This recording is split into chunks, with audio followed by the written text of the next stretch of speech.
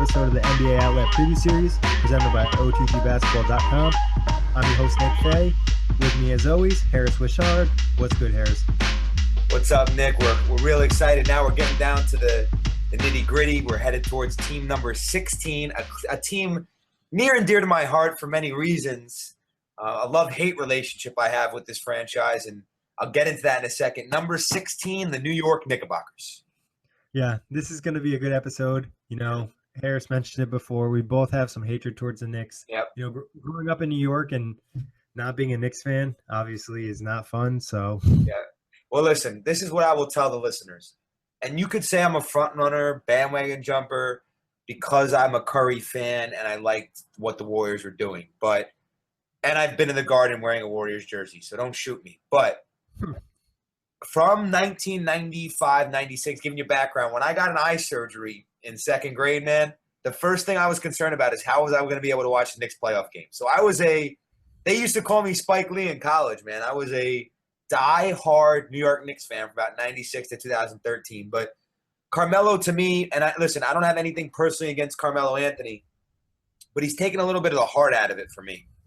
And what happened in the 2013 playoffs with the way they handled themselves, and this is a team, think about this for a second, Nick, and I'll give you just a 10-second background. Think about this for a second. The Knicks made the playoffs pretty much every year in the 90s, right? Yep. 2001, they made the playoffs, and they missed the playoffs. In 2002 and 2003. In 2004, they got swept by your Nets. You remember that series. Yeah. That was the Marbury Knick days, and then the Nets swept them in 2004. And after that 2004 series, the Knicks did not make the playoffs again until they acquired Amari and Anthony in 2011. So they missed the playoffs for a long time. And that was a lot of hardship to go through, but I stuck with them. I believed in them. Once they made that Melo trade, it just seemed like everything, the air was kind of sucked out of this franchise, Nick. There was a lot of excitement, though. You know, it brought some hype to the team. So Yes. you got to give him some credit for that. No, and I do. And I definitely do. And the thing about Carmelo is he's a great talent, you know, and he's won, you know, the 3 Olympic gold medals. But in 2013, when they were finally had the opportunity to make that run, I don't like the way the team was functioning. Because as Melo as your number one, I've heard people say that you need another guy to step in there, that Melo cannot be your number one. Do you agree with that? You mean as a scorer or as your leader? Well, I think it goes because Jordan was the leader and Jordan was a scorer. Now, obviously we're comparing him to the best player of all time, which is unfair to Melo. But Melo considers himself an all-time great. So Melo is a Hall of Famer, and Melo thinks he's like a top 20 player ever, which I don't think he is.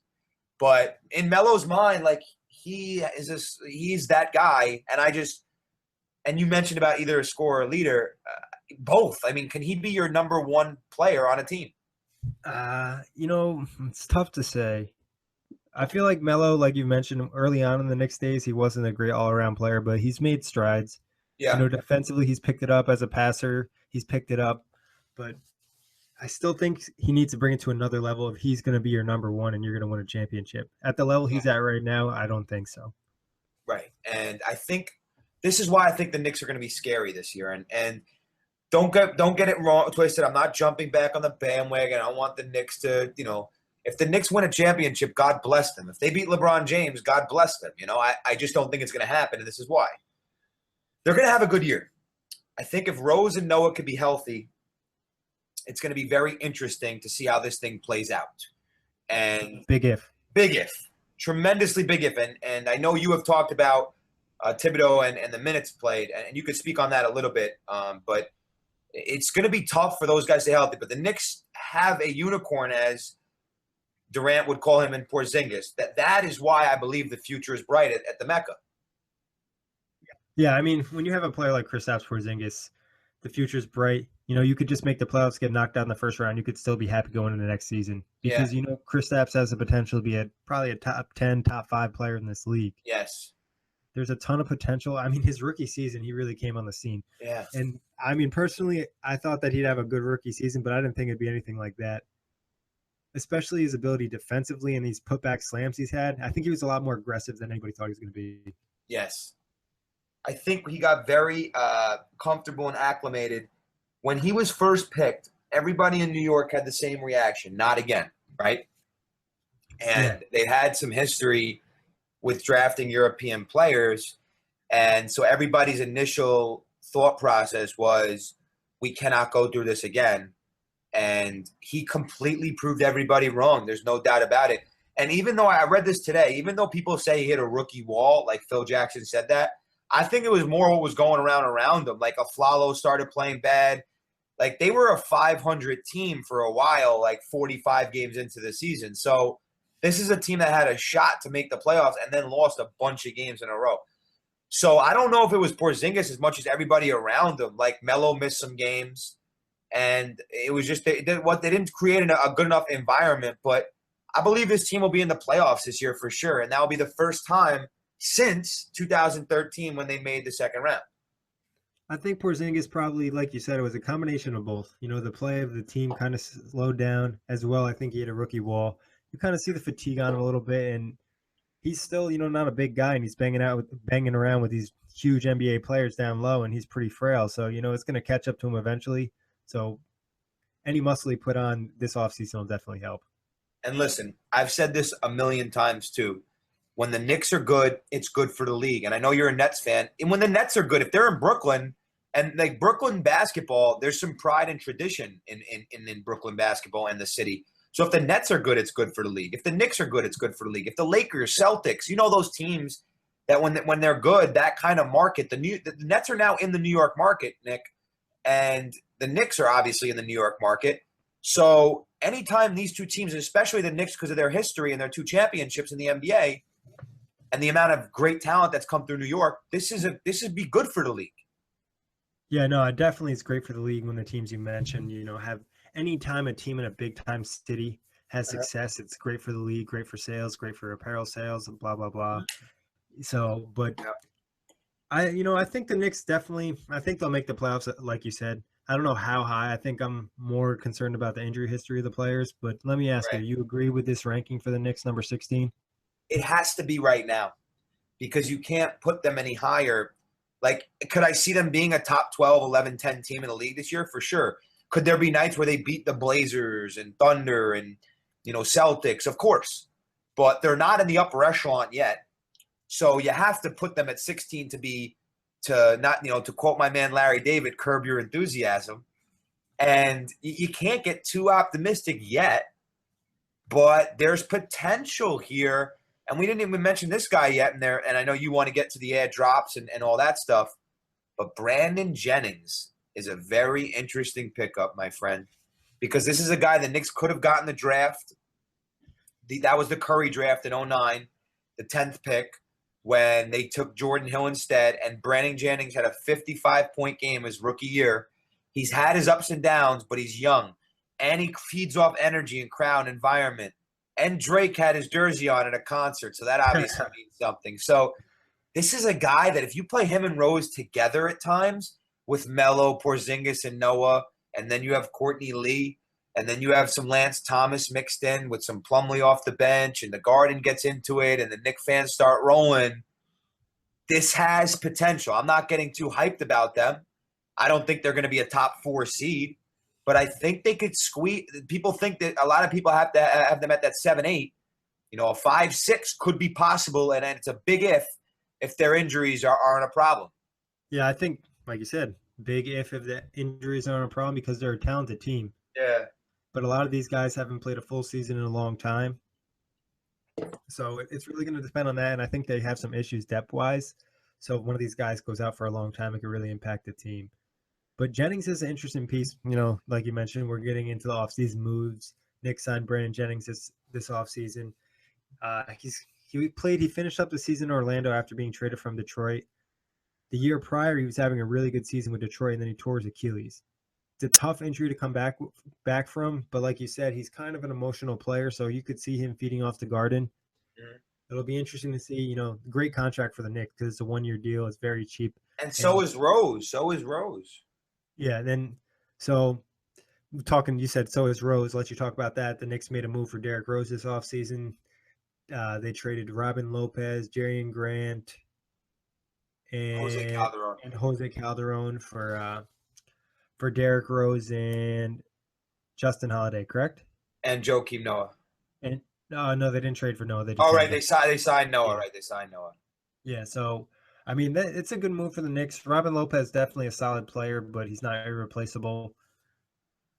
And Rose, you got him on that contract year, hoping to kind of get some of that former MVP. Yeah. Obviously he's never going to be as explosive as he was, but he definitely is Right. still a good basketball player. Well, here's why I think Rose is going to play well. I don't know how well, but I think he's going to play well. Carmelo has never played with a guy like Derrick Rose. And now that might be Melo's fault because some guys don't want to play with Carmelo Anthony because of his ability to not pass and be a little selfish at times. And Melo will probably even attest to the fact that he wants the last shot all the time like Kobe did. But the thing I respect about Kobe is that Kobe played better defense than Carmelo did, or does. Derrick Rose, it's hit or miss, but it's a one-year deal. It's worth the risk. He's the one guy, like Melo has never really looked eye to eye with anybody on his team. He's always been the most talented player on his team, no question, 13 years out of Syracuse. But Rose has more hardware as far as awards go. The Rookie of the Year, Melo did not win that because LeBron did. The MVP, and Melo does not have one of those. And he's been to the conference finals, and Melo's only done that one time. He did that with the Nuggets in 2009 and lost to the Lakers. So Derrick Rose and Melo is going to be a very interesting dynamic. I cannot wait to watch these two guys work together and see how the ball who dictates the ball in the fourth quarter with 4 or 5 minutes left in the game, who's starting to feel the pressure of performing. Melo's always been good in the clutch. That's the thing about him that I respect. I respect guys that are cool under pressure. Melo's always been that guy for them, and he really makes big shots. So I respect that about Carmelo. Don't respect the way he defends, but he's, like you said, he's been getting better. And so I don't know. It's going to be interesting to see that dynamic, and that's really what I want to look forward to the most. That's what I'm looking forward to the most. It's an interesting element. Yeah. To see how that all goes. Butler and Rose were rumored to have their issues in Chicago. It looks like Melo and Rose are off on the good foot, good first step. I think I saw something on social media, them like hanging out somewhere, taking a picture together. So right, they were. So what happens when you lose a couple games? Yeah, exactly. What happens then? But Joakim Noah, I think will help too. He's kind of he's going to leave it all on the floor, and he kind of, I don't know. I just feel like he's a good leader. He's a good initiate the team together. I know he had issues in Chicago as well that it was rumored to happen, but maybe fresh start. Both these guys in New York. And this team really needs to get some playoff success. Let me ask you a question. Carmelo is on contract until 2019. So he'll play this year, next year, and the year after that as a Knick. At that point, he will be 35 years old. Will Carmelo Anthony get another big contract in the NBA? I don't think so. No, I mean, depends what we're regarding a big contract as, because by that time the cap's going to be huge. Yeah. But in terms compared to other players, he won't be a huge contract. At 35, I think, not to say he'll be washed up, but he won't have the same abilities. His knee's probably going to bother him a little bit more then, but he'll still be a great scorer. He still has that post game. He still has that. Do you think the Knicks will move on from him, or he'll be a Lick for life? It depends on the money situation. Right. And the success they have in the next 3 years. If he brings a championship to New York, they can't disrespect him, So what's ETO mean? Early termination option. So he has that in 18. So he could opt out. And he's an unrestricted free agent at 19. Yeah, so he could opt out, and maybe if he thinks that he might get a big contract at 34 instead of 35, he could maybe opt out. But I mean, who knows? Gotcha. What's our next segment now? What are we moving on to now? Well, I think we still need to touch on one more guy. I think this guy's kind of flying under the radar. Addition, Courtney Lee. Okay. I think if they didn't add him, their offseason wouldn't have been as successful. He's kind of the solid pick that they picked up. You know what I mean? Like, what you're getting for him. They got him for a good price. He gives them some defense that's going to be much needed.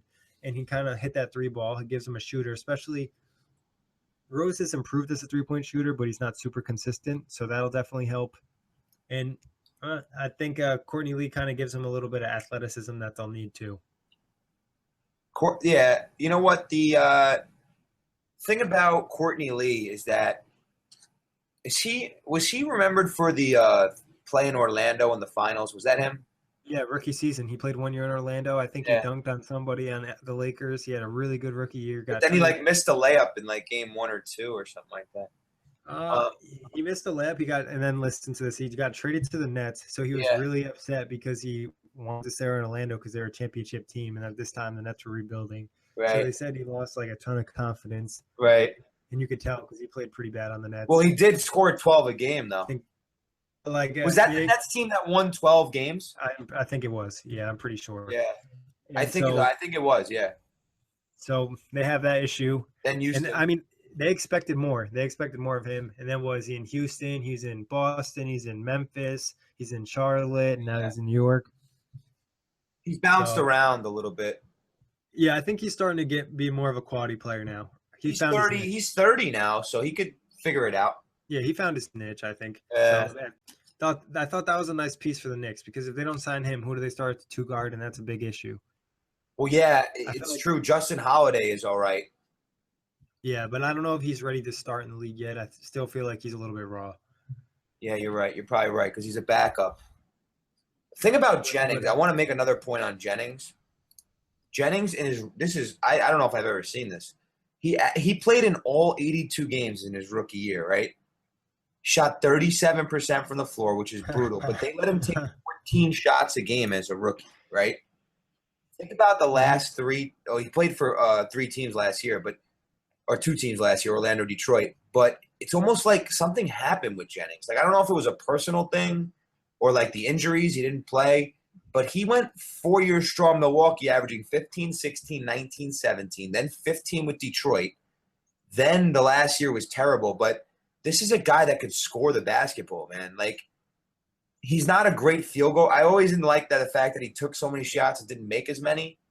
And he wasn't a great field goal. But he's a volume guy that could come off the bench and spell. And Rose is obviously those minutes. So when Rose doesn't play, or because Rose is not playing 82 games. Can we agree on that? Yeah, what do you estimate Rose plays? How many games? 64. I was going to say 65. Yeah, 64. Yeah. Yeah, I mean, that sounds about right. Yeah. And then you got Jennings to back him up, which is nice. Because and then when Jennings plays the 1 in those games, you could put Holiday at the 2 and give him some good run. I mean, so Holiday at the 3 a little bit too. He could probably guard some threes. But then I don't know if Holiday could play on the ball, but the Knicks have some other options too that we have not mentioned yet. That they're going to mess around the backcourt with, I think. Well, Vujicic, I don't know how many minutes he's going to get. But they did pick up Ron Baker, and he was from Wichita State. I actually think this guy's going to make the roster. What do you think? I'm not sure. I have no idea how the roster is really going to fold out at the bottom. I wouldn't be surprised if they try to add maybe another veteran or something.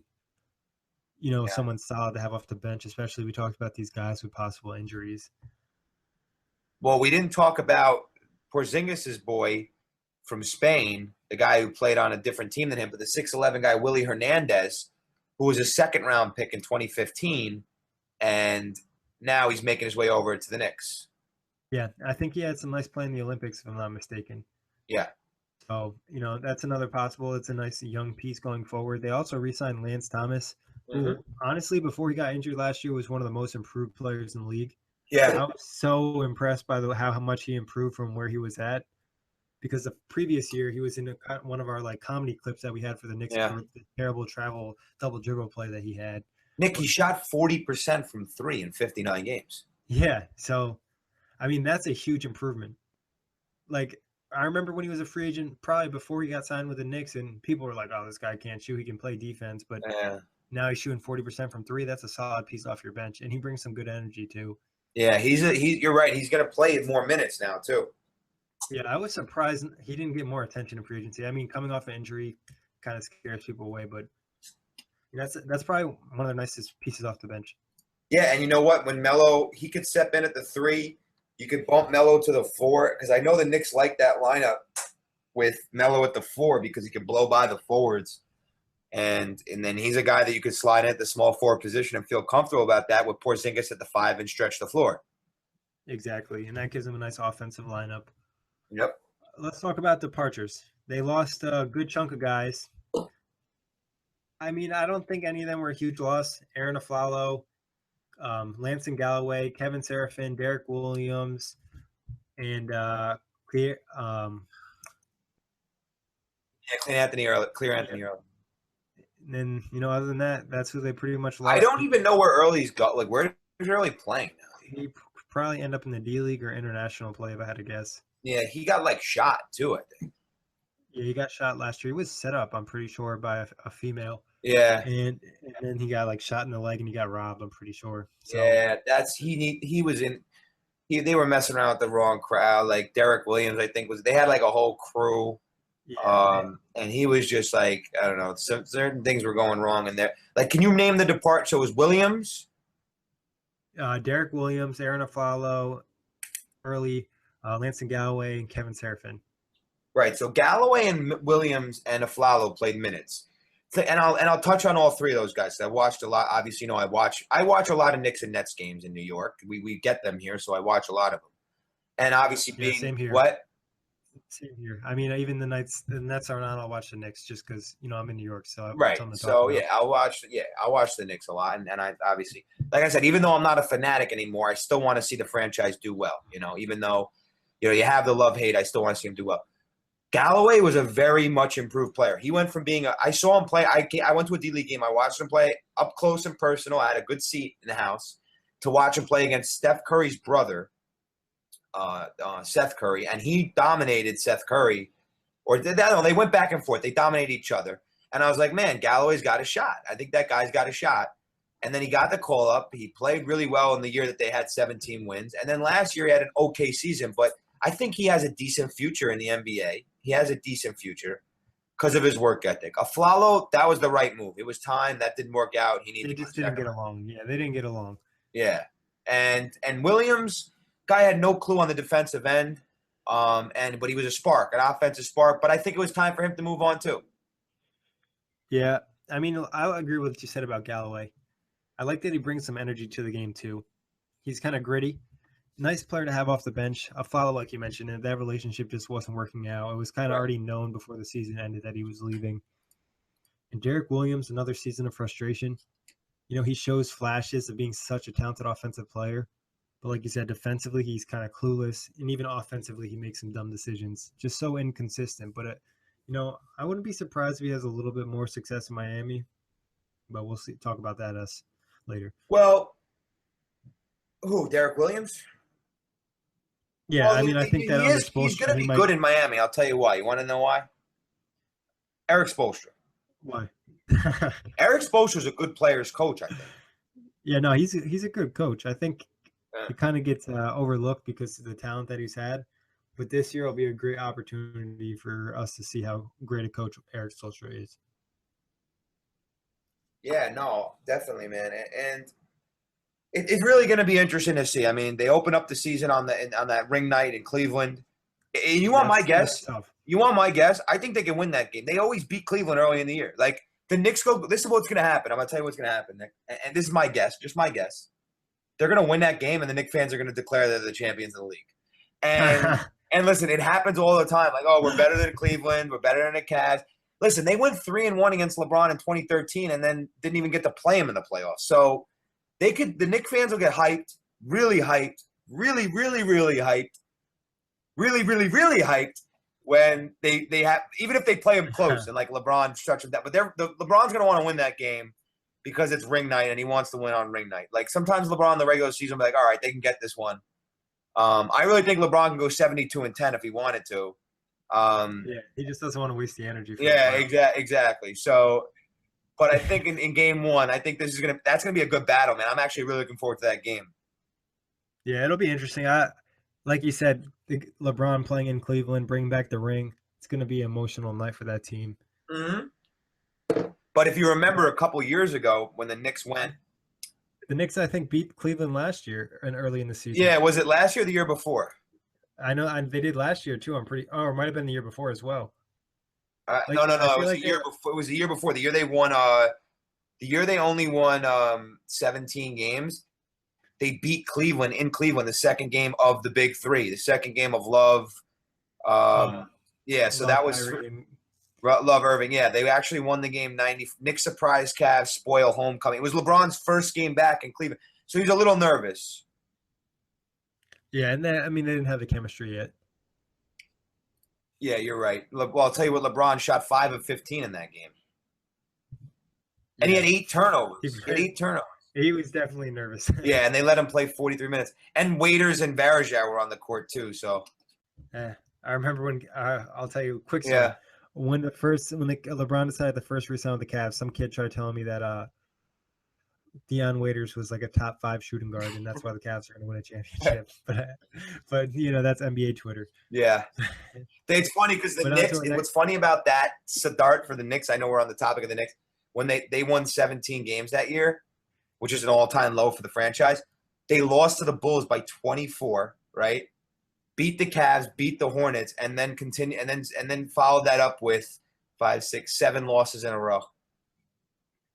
And then Melo had 46 in a 2-point loss at home to the Jazz. They were blowing games left and right during that. 46 in a loss, that's tough to swallow, especially against a Jazz team that wasn't very good back at that time. Yeah, and Melo started off last year really hot too. They beat the Bucks to start the season. You remember? I don't know if you remember that, the first game. Yeah, I think the Greek Freak was on a 1-game suspension. Yeah, they missed him, but the Bucks didn't even make the playoffs. I was trying to tell people that the Bucks were actually a pretty good team, and they backfired because they didn't play well last year. Yeah, I don't know what was last year. They just weren't up to standards, how good as they can be. And I think they'll be better this year. But then the Melo started the year with a 25, then he followed with a 25, and then this is when I thought the Knicks would be all right. They beat Washington by 7. The Wizards didn't make the playoffs, but Melo had 37 on Halloween. And I was like, oh man, the Knicks are gonna be pretty good. And then the Knicks were 7-6 after a win in OKC. I don't think Durant played that night, but I'm going to double check now. I want to see if Durant played that night in OKC. I'm almost positive he didn't. Yes, he wasn't back yet, so he didn't. But the Knicks were in a good spot. They were 7-6, and then I really want to know when this season went wrong. I mean, they won 4 games in a row at Portland, Minnesota, at Philly. I think it went wrong around New Year's. They're around that 500 mark, or maybe it was no, it's after New Year's. So they were 20-20. Early January. They got a few good wins against the Hawks and the Heat, and then after that, it felt like they fell off. Yeah, you're right. They did. They won in Atlanta and in Miami, and then they won in OT versus the Sixers. Then they won back-to-back wins at the Garden in OT. This is where it all went south. I'll tell you right now. They were 22-22 on January 20th. They got blown out by the Clippers. They lost at Charlotte. They lost a heartbreaker in OT against the Thunder. I think that's the turning point of the year right there. So the Knicks had an opportunity at 22-22, even though what was the last spot in the East? 44-38 by who? The last spot in the East. Yeah, so it was 44-38 by the Pistons. Yeah, I think there was a point in time when the Knicks were 22-22 where everyone thought they would be the 8th seed. Then they went on to lose 4 straight. Lose to Golden State at home. I was at that game that they lost to Golden. I've been to 3 straight Knicks Warriors games, so I was at that one, the one that they lost to the Warriors. Then that set off the losing streak that ended their season. They lost at Detroit, home versus Memphis, a bad loss at home versus Denver, where Melo played terribly. Do you think Melo feels some pressure when he plays against Denver? It's probably in the back of his head. That wasn't that great an ending. He kind of forced his way out of Denver. Right. So, I don't think there's a great relationship. I don't think it's terrible or anything, but I don't think it's great. Right. So then anytime the Knicks lose at home to a bad team, that's usually a sign of things to come. And then they just completely tailspin. They lost to Washington. Then your Nets after the All-Star break. I don't know if you remember that game, but Lopez had 33 and killed them. Then they tried to salvage their season, beat the Timberwolves, lost a couple. And by that time, it was over. They beat the Bulls a couple times in a row to finish nice, try to finish on the right note, but then lost to Toronto, lost to Indiana. So 32-50 on a team, to me, that was a 500 team. I think this team really was a 500 team last year. Yeah, I think they could have, like you said, when they were 22-20, they had those wins against the Heat and the Hawks. I kind of was like, all right, maybe the Knicks will compete for that 8th spot. I didn't think they'd do anything in the playoffs and they get knocked out in the first round, but I thought it was possibly a playoff team, and then they just kind of completely fell off. Just everything seemed to go wrong. Kristaps kind of hit that rookie wall. The chemistry didn't seem as well. Aflalo wasn't playing great. Melo's knee was starting to bother him. And, the point guard issue. So, well, the point guard issue might be solved this year in a big way. yeah. Talking about that, who needs to step up for the Knicks to be a playoff team to, make some noise in the playoffs? I'm going with Porzingis. I mean, I know I talked about Melo a lot, but if Porzingis takes a step to be an all-star, this is going to be a problem. This team's going to be a problem. Yeah, I mean, I was actually going to go with Porzingis myself, but I'll go with Carmelo. Right. Just because, I think the pressure's on him a little bit. This is, he's got the talent now. People are going to say, he's got a team. Let's see what you can do. Let's see. They have to make the playoffs. I think. Yeah, I think it's a foregone conclusion that they're a playoff. I think I feel like the pressure in New York maybe a little bit. Maybe not outside of New York. It's probably a 5 or 6 seed.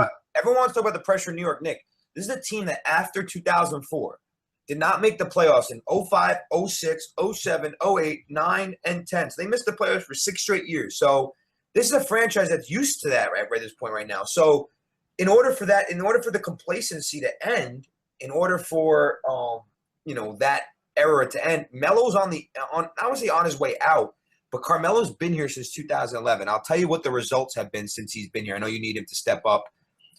In 2011, he came midway through Mari's MVP season, right? And the chemistry of the team just went down the drain.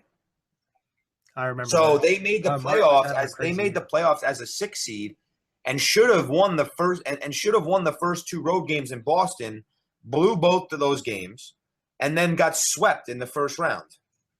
Then in the strike-shortened season during Linsanity, Lin didn't play in the end of the year. Melo pushed Lin the way out. Melo wanted nothing to do with Lin. Let's be honest.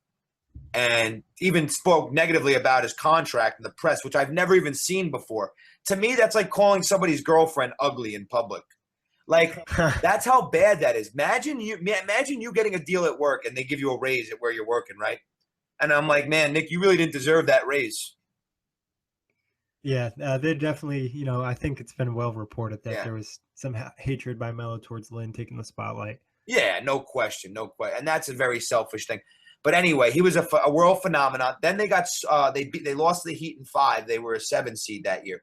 And then in 13, they took the step. They brought in Jay Kidd. They brought in the veterans. That team was good because they had veteran leadership that Melo didn't have to do the vocal. Melo's not that vocal. Yeah, I think the addition of Jay Kidd really helped that team a lot. And so then that team won 54 games, then lost in the second round. And then since then, it's been a disaster. 14, 15, and 16 have been nothing but an utter disaster for the Knicks. So in Melo's 6 years here, 6 years he's been here already. It feels like yesterday he came.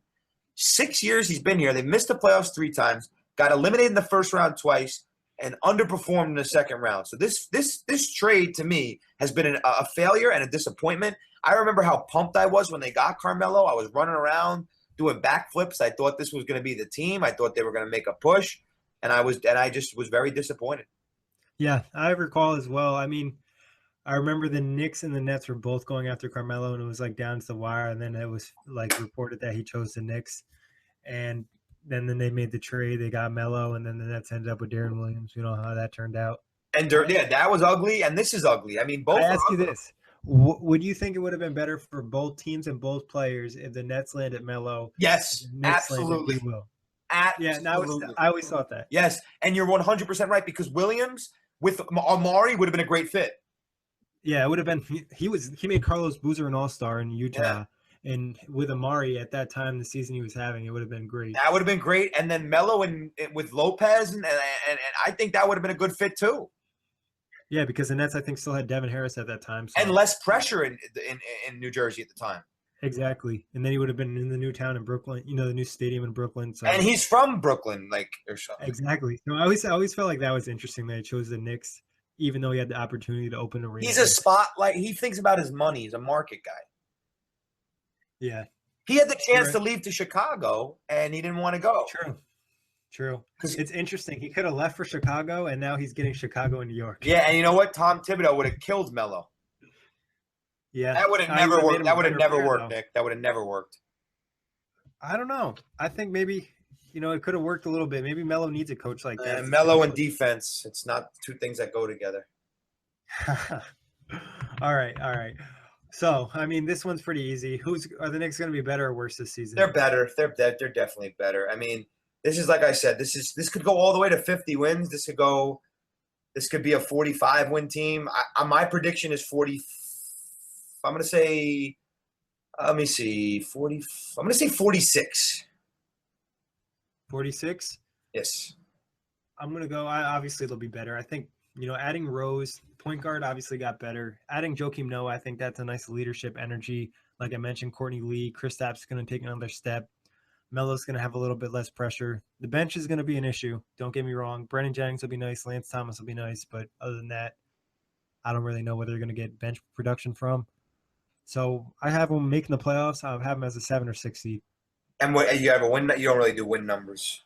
No, I don't know with the win totals. It's too hard. Yeah. I'll leave that to you. All right. Thanks, man. So let's look at their schedule because you know what I like to do. And this is obviously worth noting because this is crazy. If you're out of market, you could be a Knicks fan in California.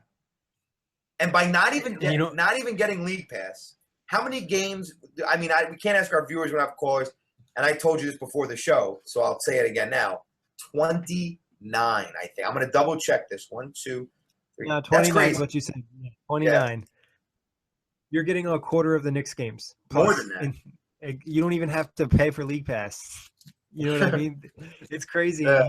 We talked about it off air a little bit. Some of the matchups they have in these on 26. national television. It might be 28. Television. Sorry, I miscount. It might be 28. Still, anything over 20, 25 for this team is. They have a stretch. Listen to this stretch. They have a stretch. I don't know. You don't see this very often. A lot of their nationally televised games happen later in the season.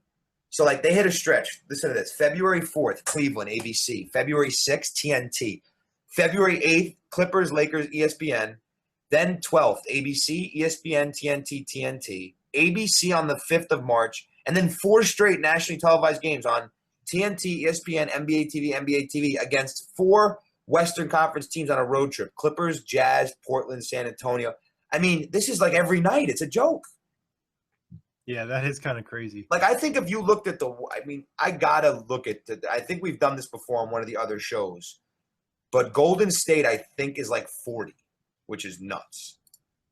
Like, that's just crazy. I mean, think about Golden State. I'm going to run through it quick just to give you a comparison on the best team in the league right now. 17, 18, 19, 20, 21, 22, 3, 4, 5, 6, 7, 8, 9, 10, 11, 12, 13, 35, 36, 37. So almost half the Golden State games. But the Knicks aren't that far behind. Yeah. And, I mean, the difference in, potential of the season is pretty big for them to have that many games. The first 5 Warriors games are all on national TV. Makes sense, though, because everyone's going to be so intrigued to see how Kevin fits. Like, I know I'm going to be super interested. I want to see how it goes. Well, how about opening night, which is Nick? It's less than it's coming close now. I know it's getting close. Yeah, I mean, as football season gets here, like NBA seasons. We're not that far away. I mean, we're waiting for that October 25th date when you're going to see the Knicks and the Cavs. Which, honestly, in a perfect world, and this is a big if, those could be the 2 West and Eastern Conference. I know I'm being optimistic about the Knicks. But San Antonio and Warriors will, in all likelihood, be the Western Conference Finals matchup. And on that same night, the Cavs and Knicks, in a Knicks fan's perfect world, the Knicks won't just make the first round. They won't just make the second round. They'll play the Cavs in a dream world in the conference finals. I still think it would be Cavs-Warriors round 3 this year. But on the first night of the NBA season, we get some good matchups. Yeah, and definitely some good matchups. I mean, I doubt the Knicks will make the Eastern Conference Finals, but I mean, it is possible. There's not like a super huge threat in the East. Yeah. Boston, is going to be a lot better with Horford. Toronto is going to get better, but I don't think the Knicks can't beat them. Maybe with a little luck in a 7-game series. I don't think it'll happen, but it's not impossible. Well, Atlanta made that push. Atlanta could never get over the hump, and then a couple years ago, not this past year because it was Toronto, but the year before that, the game that we watched at your house, the 2015. Yeah, they got swept, but they got there. I think a Knicks fan would sign up for getting swept by the Cavs in the Eastern Conference Finals this year. I think they would.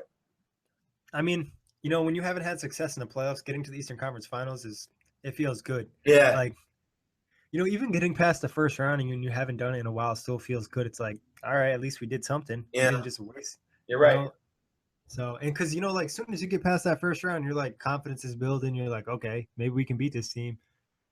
Maybe we can get lucky. Maybe their player will get injured. You never know what's going to happen. Yeah, that's true. That's very true. So we don't have to do the league pass segment because we both have MSG Network, but you're going to be Yep. tuned in, right? Yeah, I'll watch a good amount of Knicks games. I flip back and forth. I live in New York. Well, technically now I live in Connecticut. Yep. But but I still keep up on it, and I hate the Knicks. So if you hate something or love something, you're always kind of keeping an eye on it.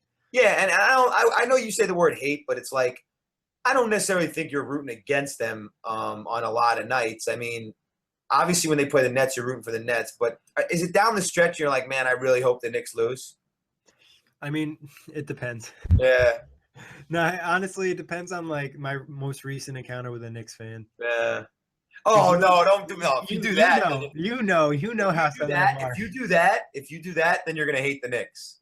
You know how it is, though. Like I know. some of these kids. I definitely do. Nick, I was one of those fans. I was one of those guys that thought that Jamal Crawford and Zach Randolph were taking me to the promised land. So I was one of those fans. So I know. I mean, I never was anti-Nets though. That's nice. And I was rooting for the Nets in the finals with Jay Kidd, both years. Yeah, no, I used to not mind the Knicks like when I was younger, but as I've gotten older and had more interactions with Knicks fans, it's just been, when guys are trying to tell you, even last season before they fell off out of the playoff race, like guys are like, oh, one more pickup, more ready for a championship. Calm down. Listen, I think this Knicks team is going to be pretty solid the next couple of seasons. They're desperate, but if you ask me, do I think Carmelo's going to finish his career with the ring? The answer is no. Yeah, I don't see it happening. Patrick Ewing went ringless. Charles Barkley went ringless. Those two guys, to me, are better than Melo. Like, there's no way unless the Knicks add another piece or Kristaps gets really good. Or, if they land Westbrook next year. Well, not Westbrook anymore. Maybe Chris Paul next year. Like, that's their only hope at possibly getting a championship because beating Cleveland's going to be very hard with the team they have. Better Knick career. Obviously, it was Ewing as of this point. But Ewing had the better Knick career. But does Melo have magic moments left? I think this is going to be, these last 3 years of his contract is going to be his opportunity. I don't know. What do you mean? He like magic moments? Like I think. Well, listen, he's had some. The Easter game on 2012 was a big time moment against the Bulls, right? Yeah, yeah. Then he had some big moments in the season they won 54 games in, but then it started. Then he had the 62-point game the next season. I think that was a 62-point game. I think what's that? The big playoff performance. What do you mean?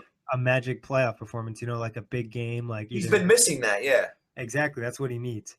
Well, he had a chance in the first round against the Celtics. He didn't play great in what series they won, and then against the Pacers, he didn't play that great. But he had 62 in. I'm going to try to find that game. Yeah, here we go. January 24th of 2014. Sorry, say it again. January 24th. 2014, he had 62 and 13 rebounds. Yeah, that's a big game. That's before the knee surgery. Yeah. So, I mean, Melo pours in 62 versus the Bobcats. I would like to see the box score this game just to see. He was 23 of 35. That's crazy. And 6 of 11 from 3. He had it going on that night. Yeah. They need that. I mean, they don't even necessarily need the scoring output, but if he, just steps up as that all-around player, I think he could be a better passer. He gets a lot of attention when he gets the ball in the post, and now he has guys. He has no excuse. No one Rose can handle the ball. They can pass the ball. Porzingis is a rising star, and Courtney Lee, he knows what he has to do. So no excuses. And I don't want to, talk about myself that much as far as my fandom goes, but I kind of glad that I like both the Knicks and Nets now. Like I don't hate the Knicks. There was a couple year stretch where I was really frustrated with the franchise, and I think as a Knicks fan, you have every right to be. This is a team that made that Isaiah Thomas debacle. James Dolan has been a subpar owner, and I'm disgraced to say that he went to the same university as me at SUNY New Paltz, and that's not, there are some proud alum. The guy from Mr. Deeds that likes feet is from New Paltz, and My sister goes there. Your sister goes there, and on top of that, what's his name? The referee Zach Zarba, the sharp looking guy. That you've seen him before. Yeah, definitely. He went to New Paltz, so we have some That's proud. cool. We have some, and we met him one time. He's a pretty cool guy. But we have some proud alum. But James Dolan, inherited this business, and he inherited the Knicks, and he's done a bad job.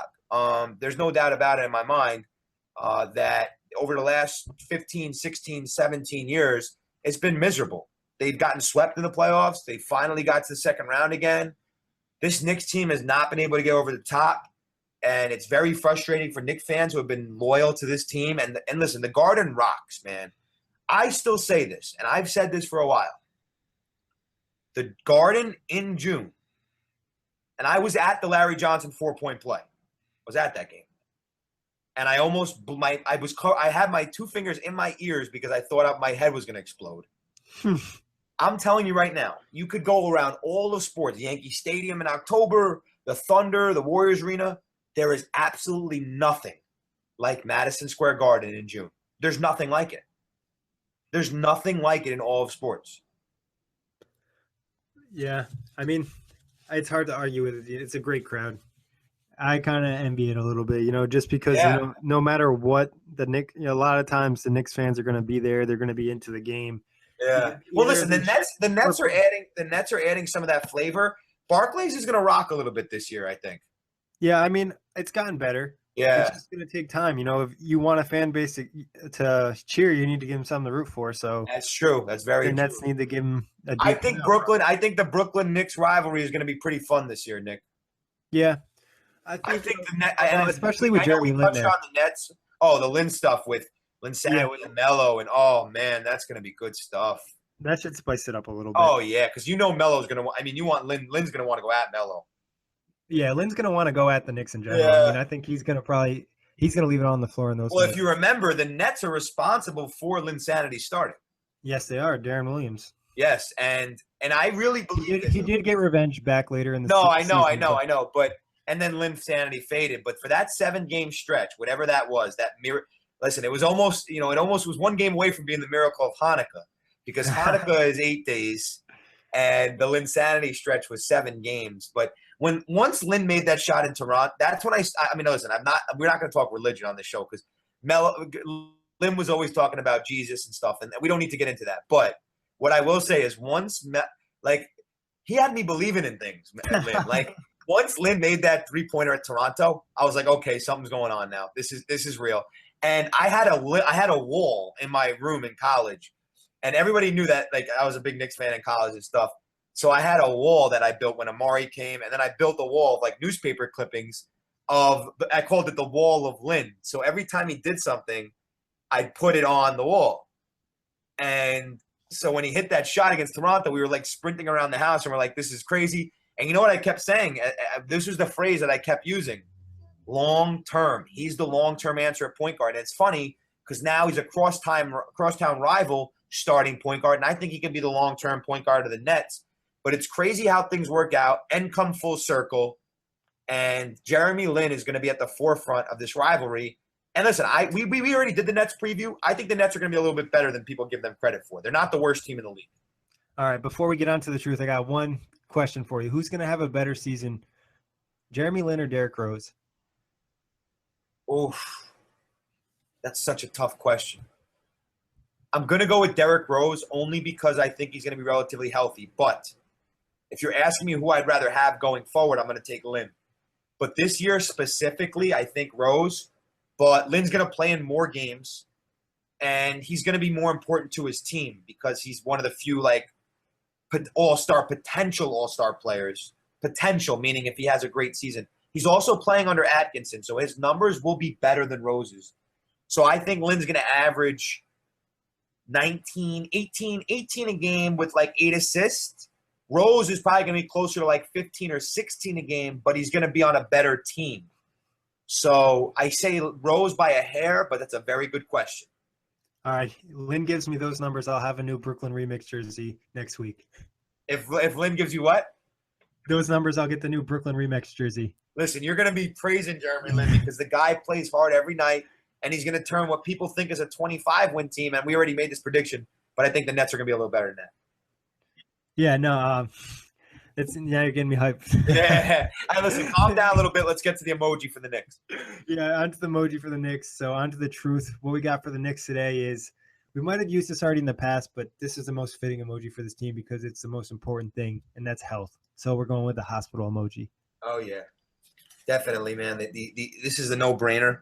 The Knicks training staff's going to be active. That guy that always is on the end of the bench for the Knicks, that like weird-looking bald guy, that's like always at every game. And like you could date back to like the 80s, and I think he just pops out of nowhere off the bench. Like any big shot, anything like happens, that guy is popping up. I don't know what his job is, dude. But if you look at any big shot a Knick has made over the last 20 years, that guy pops up from the corner of the bench. So good job he's got. Yeah, the training staff's going to be busy. But if the Knicks could stay, relatively healthy, it's going to be a fun year in New York. And so the hospital emoji is definitely fitting.